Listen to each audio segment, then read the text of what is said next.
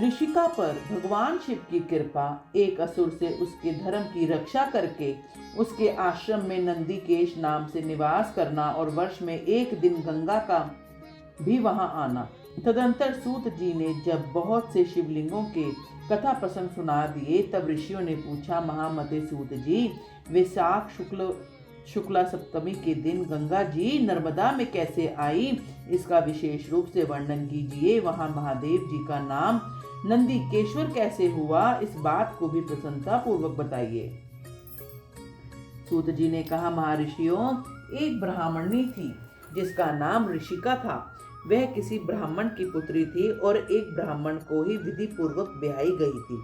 विप्रवरों, यद्यपि वह द्विज पत्नी उत्तम व्रत का पालन करने वाली थी, तथापि अपने पूर्व जन्म के किसी अशुभ कर्म के प्रभाव से बाल वैधव्य को प्राप्त हो गई।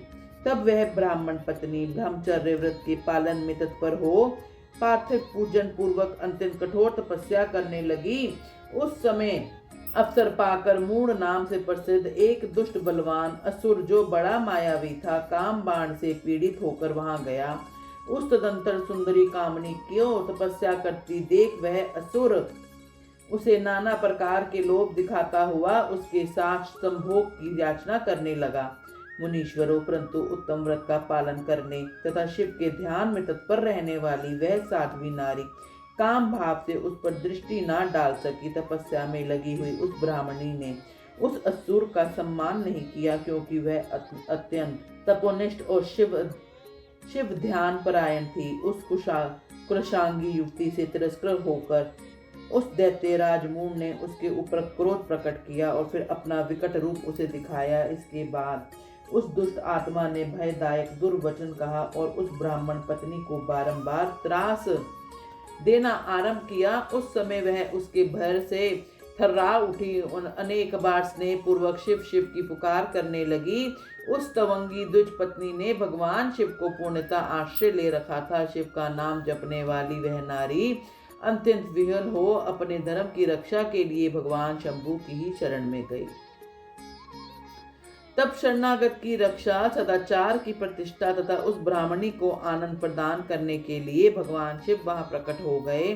भक्त वत्सल परमेश्वर शंकर ने उस काम विहिल दैत्यराज मूढ़ को तत्काल भस्म कर दिया और ब्राह्मणी की और कृपा दृष्टि से देखकर भक्त की रक्षा के लिए दत्तचित होकर कहा, वर मांगो। महेश्वर का यह वचन सुनकर उस साध्वी ब्राह्मण पत्नी ने उनके उस आनंदजनक मंगलमय स्वरूप का दर्शन किया। फिर सबको सुख देने वाले परमेश्वर शंभु को प्रणाम करके शुद्ध अंतकरण वाली उस साध्वी ने हाथ जोड़ मस्तक झुकाकर उनकी स्तुति की। ऋषिका बोली, देव देव महादेव शरणागत वत्सल, आप दीन बंधु हैं, भक्तों की सदा रक्षा करने वाले ईश्वर हैं।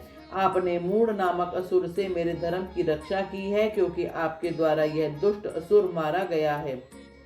ऐसा करके आपने संपूर्ण जगत की रक्षा की है। अब आप मुझे अपने चरणों की परम उत्तम अनंत भक्ति प्रदान कीजिए। नाथ, यही मेरे लिए वर है, इससे अधिक और क्या हो सकता है। प्रभु महेश्वर, मेरी दूसरी प्रार्थना भी सुनिए। आप लोगों के उपकार के लिए यहाँ सदा स्थित रहिए।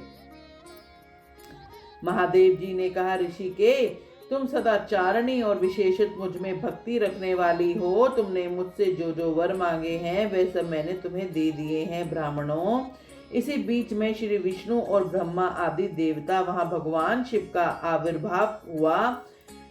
जान हर्ष से भरे हुए आए और अत्यंत प्रेम पूर्वक शिव को प्रणाम करके उन सब ने उनका भली भांति पूजन किया। फिर शुद्ध हृदय से हाथ जोड़ मस्तक झुकाकर उनकी स्तुति भी की। इसी समय साध्वी देव नंदी गंगा उस ऋषिका से उसके भाग्य की सराहना करती हुई प्रसन्नचित हो गई।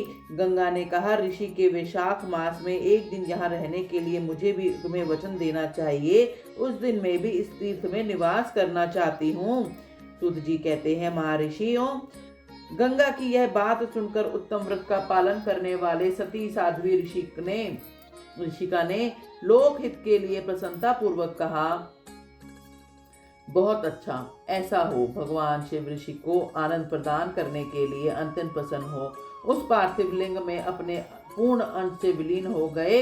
यह देख सब देवता आनंदित हो शिव तथा ऋषिका की प्रशंसा करने लगे और अपने अपने धाम को चले गए। उस दिन से नर्मदा का वह तीर्थ ऐसा उत्तम और पावन हो गया तथा संपूर्ण पापों का नाश करने वाले शिव वहां नंदीकेश के नाम से विख्यात हुए। गंगा भी प्रतिवर्ष वैशाख मास की सप्तमी के दिन शुभ की इच्छा से अपने उस पाप को धोने के लिए वहां जाती हैं जो मनुष्यों से वे ग्रहण किया करती हैं।